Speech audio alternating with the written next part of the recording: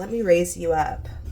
You raise me up so I can follow my dream. Oh, Jesus.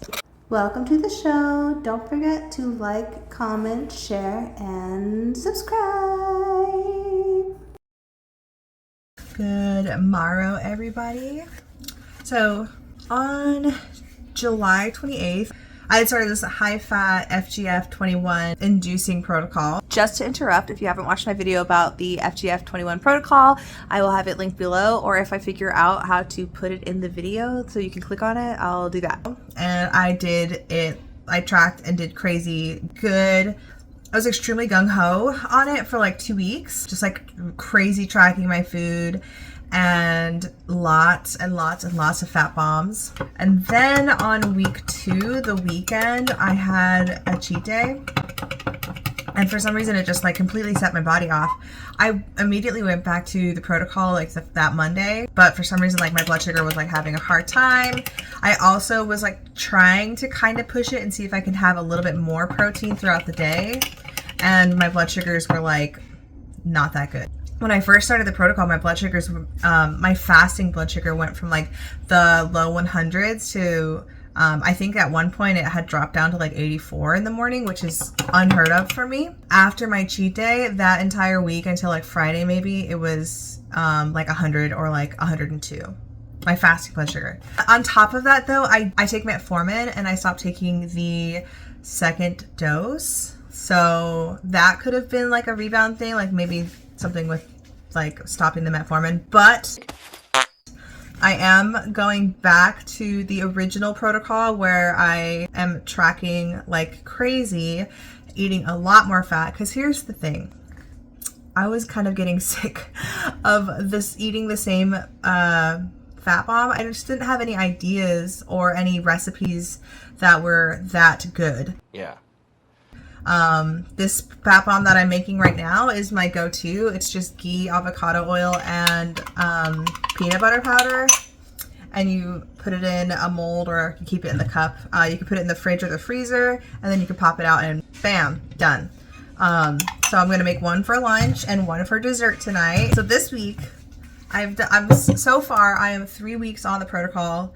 And from last week in the cheat day, I'm up a couple pounds. They ask you how you are, you just have to say that you're fine when you're a few pounds, actually. not really fine, but you just like, I don't know what the hell happened because it's not like I was going over anything last week. I don't know. It's frustrating.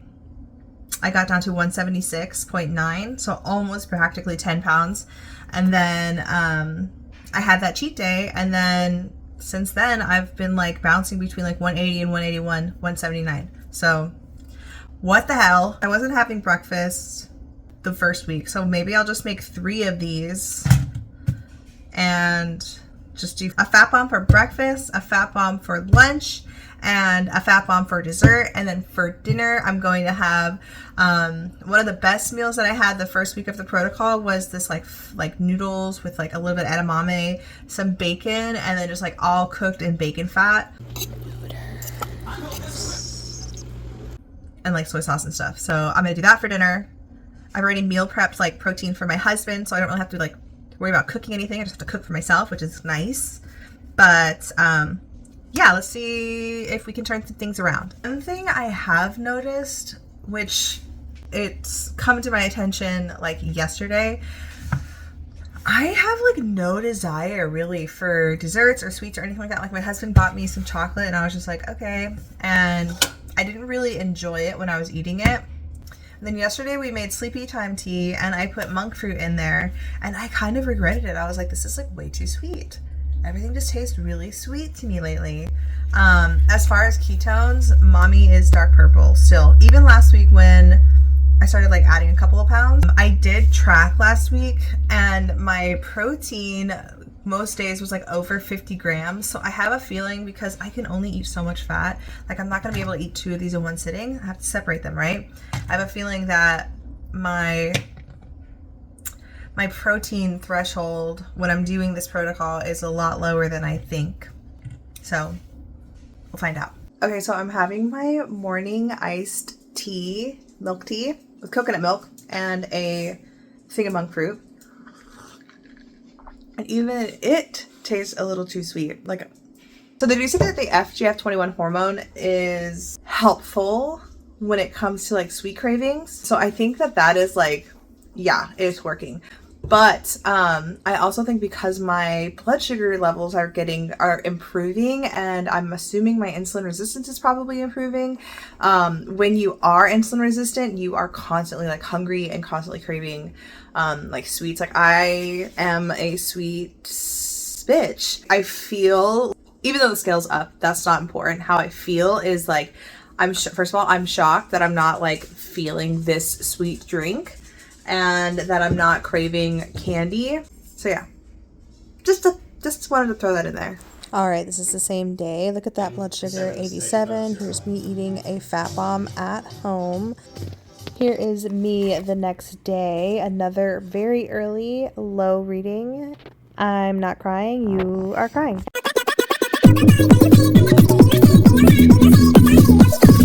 Crispy Nerders. Oh.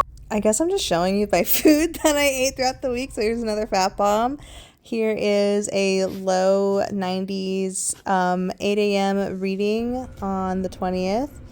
My pee-pee stick, dark purple. Okay, I was just showing that the protocol was working again. So very low readings, early in the morning, feeling good, dark purple ketones. Mommy is on track.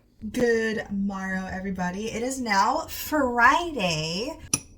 I just want to get this out of, I just want to get this out. I was contemplating like getting ready and like putting makeup on to film this, but I'm just not that person. And if you follow me on Instagram, you know that most of my videos I am in my jammies because I'm always up in the morning for like hours before I have to get to work. So like when creativity and ideas spark, I'm in my jammies. So this is me. This is me now. This is me now! The only thing I did do was I put earrings in because I didn't want you guys to look at my buttholes. I am back in the 170s, but I'm probably gonna fucking ruin that tomorrow because my boss is about to go on maternity leave and we have a lunch date tomorrow and we're going to sushi. I'm already kind of like nervous. I'm gonna call the sushi place today and see if they would do like rice-free rolls for me. They have an all-you-can-eat thing, which would be nice if they could do, instead of like nigiri, if they could do like the fish on top of like cucumber. I'm a little embarrassed. I'll let you guys know how it goes, but I'm a little embarrassed to like do this in front of my work people. I just don't want to like, if I eat rice, it's over. It's over for me. And then I'll be back at square one again on Monday. We're just gonna be positive, I guess. Especially because every time I go to sushi, sushi is so special to me. I try to stay keto at a sushi place. Like the one sushi place that we go to, they have all you can eat and you can get all you can eat sashimis. Sashimis? Oh, I got time for sashimis. So we get like pounds and pounds of fish. One time when we were really gung-ho, like keto, we went and we got so much sashimis that by the time they were sending us they were still like frozen sashimis. Which was not that bad, but like, I don't know. I felt kind of bad for them. I bet people were getting a lot of frozen sashimis that they weren't happy about. Anyway, I'm making my fat bombs for the day. This is how my week is gone. Trying to see what I've been doing that is sparking some kind of like inflammation or anything the next day as far as like my blood sugar, like when my blood sugar is higher, when my weight is not moving. So my weight has moved this week, but very slowly, not like the first week, which is expected because like obviously inflammation, water weight, all that jazz.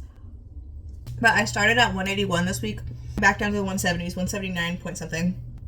I'm gonna have sushi tomorrow, probably be up with like 3 pounds in inflammation and water weight. I'll probably try to fast on Sunday or even just fat fast. And then Monday be back. All I've been doing is I've been having 3 fat bombs a day. Breakfast, lunch. Well, actually the breakfast is usually in the mixing cup. Breakfast, fish, lunch, dessert. And then for dinner I have low protein dish. So last night I had 2 burger patties with a slice of keto bread, to keep the ratios, I put a bunch of avocado oil on it, mayonnaise, and I also had like a huge pickle with it. Oh, man, I've been like craving pickles like crazy. But yeah, that's how the week has gone, and things have been pretty good. I have noticed that I do have a protein threshold. So one of these days I did have like, I think like 40 grams or 43 grams of protein at dinner, and then it did affect my blood sugar the next day. So like my blood sugar when I woke up was like at 94, and then like later on, like I didn't have anything to eat and it was like 100 something. Today I'm trying a new fat bomb to see if I can spread out my protein, because I think my hypothesis is when I eat a higher protein dinner, obviously I'm not absorbing all of that. First of all, I have Hashimoto's, which affects absorption. Second of all, you can only absorb 20 to 30 grams of protein per meal. I'm not active. Lazy. So even if I'm not absorbing the extra protein, it's not being used as energy. It's going to be turned into sugar. So then I eat the protein close to bedtime, go to sleep, wake up with a higher blood sugar. So I'm trying to increase my protein in my fat bombs so that at dinner time I can have a very low 20 grams or less protein dinner and should be fine. Now, each one of these, if I eat all of them, which I will, so I'll have my breakfast portion, lunch, dessert, then I'll get all together, it's like what? It was almost 10 grams of protein per one of these. So if I eat all of them, that's 30 grams of protein, and then I can have like a small thing at dinner. So if we combine dinner and dessert for protein intake, this is going to be 10, and then I'll have like probably like a 15 gram protein dinner, which means noodles. Crispy noodles. So noodles, Sucking down neuters. and egg yolks, and a little bit of bacon. But we also have some ground beef that needs to be eaten, so I think I can do like maybe 4 ounces of ground beef, and that should still be fine. I'll have to look at my calculator. But yeah, math. I may not even have one of these and just do extra fat in my dinner so that I don't have to eat this, and then I can save this for breakfast tomorrow, and then I'll be full and I won't eat a lot at lunch at sushi. See, everything is here. That didn't work. I added more protein into this. I got some sunflower seeds, and I added a little bit of pumpkin protein, which is going to help with the texture, because sometimes it's just biting into like a blob. Even with the peanut butter, it's like biting into a blob, and I'm over that. I really want to come up with more recipes, but I just have like no time. I do have time, I just have other things to do. It's not a priority for me right now if this is working. Am I over it? Sure, I'm over it, but I also want to see if this works. All right, so I read that if your liver is pumping out glucose, you can take a fat bomb or some kind of fat and it should lower it. So I started at 95, had a sip of olive oil, and then an hour later it was at 85. This works because the fat signals to your liver that you are receiving energy, so the liver no longer has to pump glucose into the system to supply for energy. This is the morning after sushi.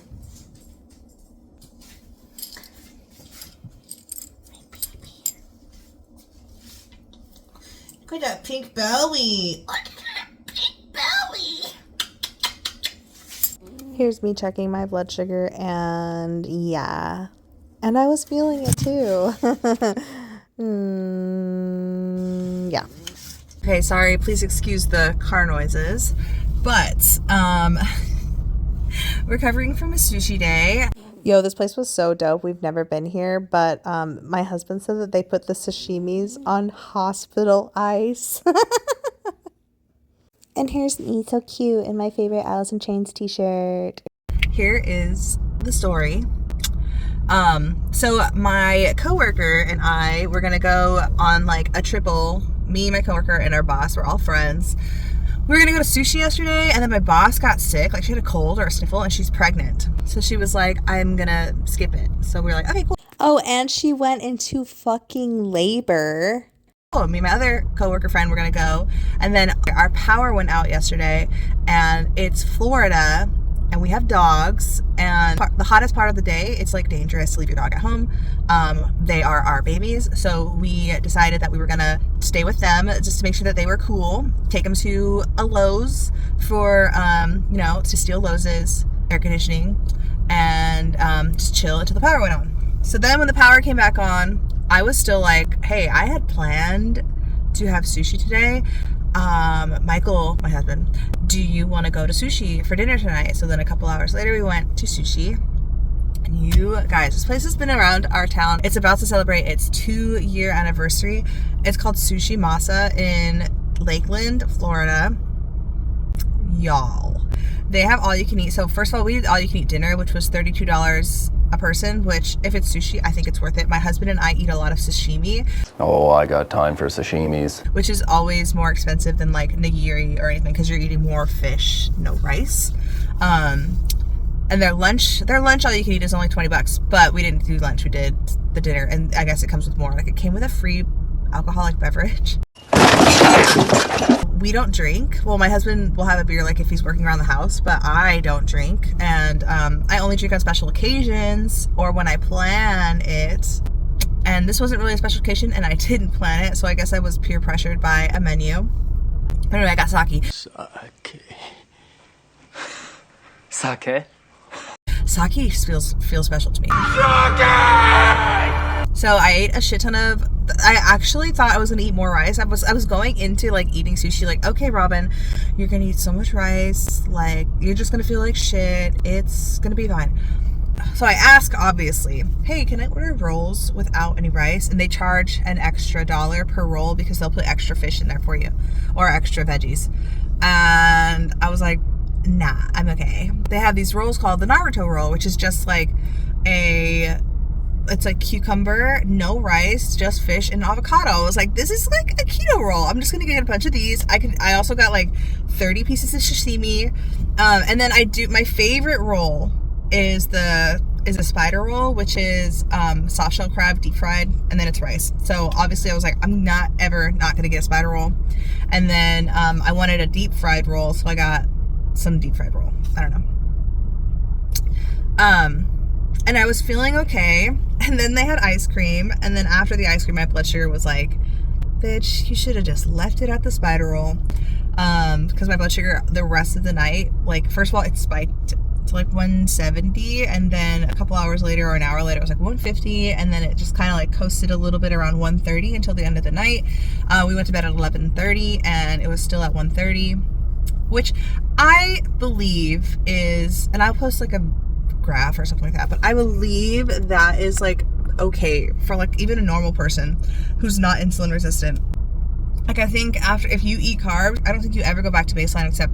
Okay, in case you're not watching and you're just listening, I'm going to let her continue to talk, but I want to make sure that you hear that is not normal, that even after 5 hours after eating, you should go back to baseline. I'm going to let her keep talking though, because I think I said something about 12 hours. I'm not right.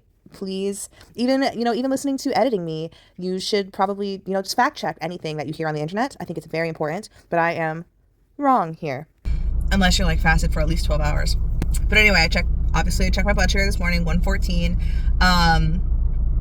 I am gonna give it a few hours, so like maybe at 10 I will check my blood sugar again, and if it's still over 100, I'll do a little fat bomb with no protein. So I had heard from Stephanie Person on her YouTube video, if your blood sugar is over is spiked or over like 100 something, or over, actually it was like over like 80 something, I think, that if you ate fat on top of that, your body could store the fat that you eat. But then I posted a reel and showed that my fasted blood sugar was still under 100. It was like 95. I had some fat, and then it dropped like 10 points. Yes, Queen Skinny Legend. And that's due to fat signaling your liver that you're getting energy, so your liver does not have to produce extra energy. Because my blood sugar is high this morning, 114 is a high reading for me, I'm not going to eat fat until it drops a little bit more, just so that I know that my insulin isn't still like high. So if my insulin's high my blood sugar's high and I eat fat, my blood sugar, my body is going to store fat first before it stores the sugar or converts sugar into fat, because like they want to burn sugar first, which I have another real idea for that, because your body has like a hierarchy level of like what it burns first. So like, for example, if you're on a ketogenic diet and you drink alcohol, your body burns the alcohol before the ketones because alcohol is a toxin. So then I have this like theory in my own freaking brain, because people always say that glucose is like the preferred energy source because our body burns it first. And I'm just like, maybe our body burns it first because it's like a toxin.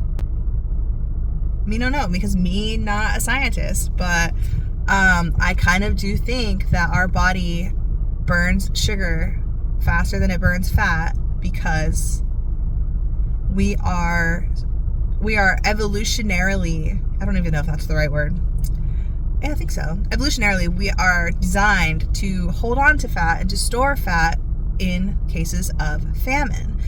So if you are fat and you're eating sugar, your body's like, I'm gonna hold on to this because I think anything that's a carbohydrate or sugar base is famine food. Like I think that like the food that makes us fat was designed to make us fat by God or whoever, because that's how our ancestors survived, was like living off of extra fat on our body when we couldn't find other stuff like meat. I don't know, this could be very babbly, but you know, I'm a Babylon. Okay, I just checked my blood sugar again, and it is 8 or 9 o'clock right now. I think it's 9 o'clock.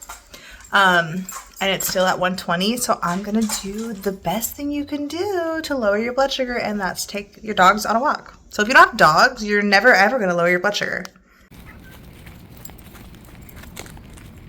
Hi! My good girl. Okay. I just finished our walk. I don't know if you can hear the dogs panting. Let's check my blood sugar. I don't think it's going to be that big of a drop. It was 120 before. Let's check it. 120 again. We'll check back in like a half hour. Okay, so the rest of the day, my blood sugar did not go down until I had some fat.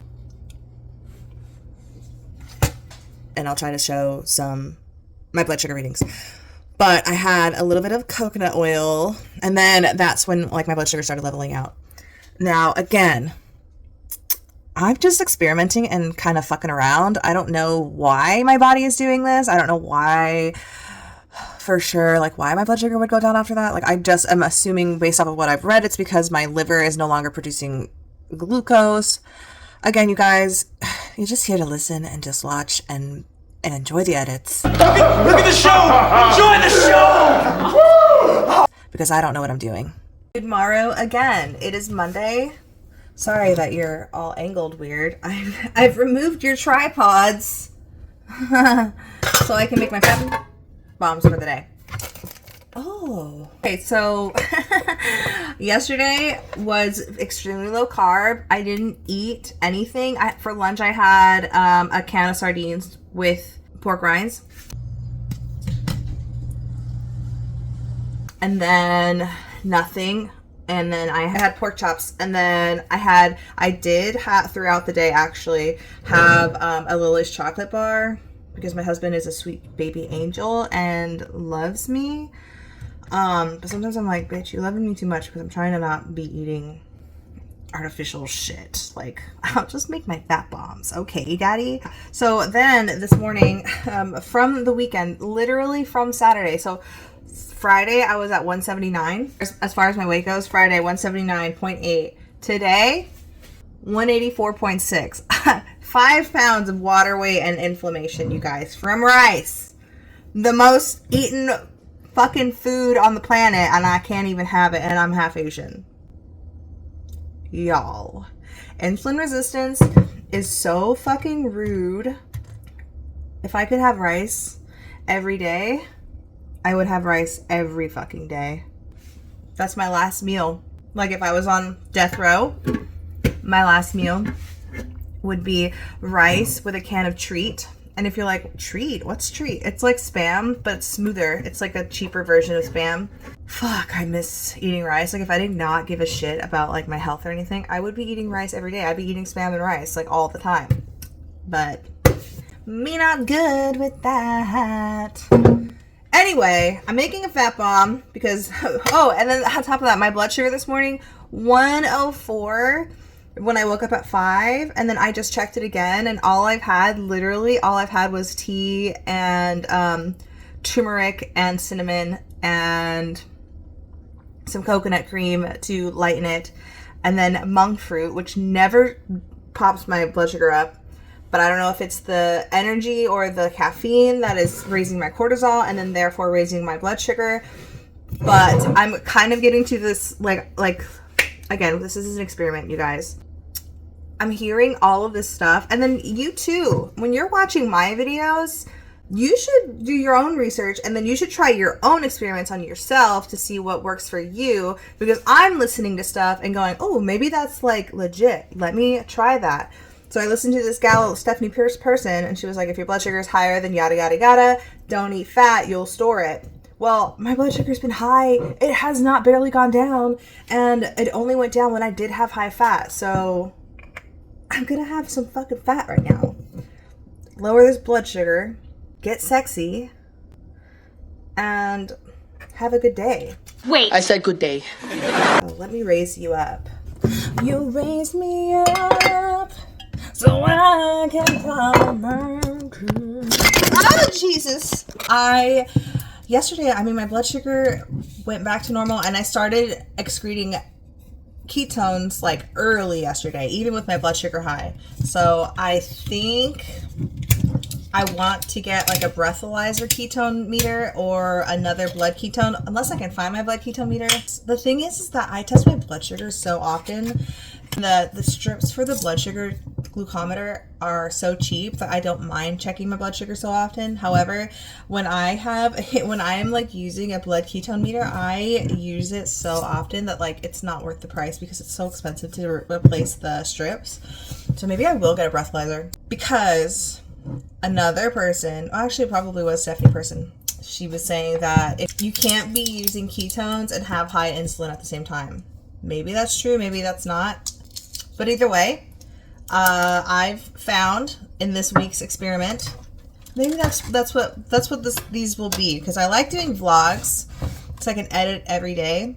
I think these weekly experiments will be just like showing you guys what I'm learning. So what did I learn this week? Sushi fucks me up, and high fat lowers blood sugar. Lowers blood sugar if you are not currently in a current spike of blood sugar spikeage. Drink deep.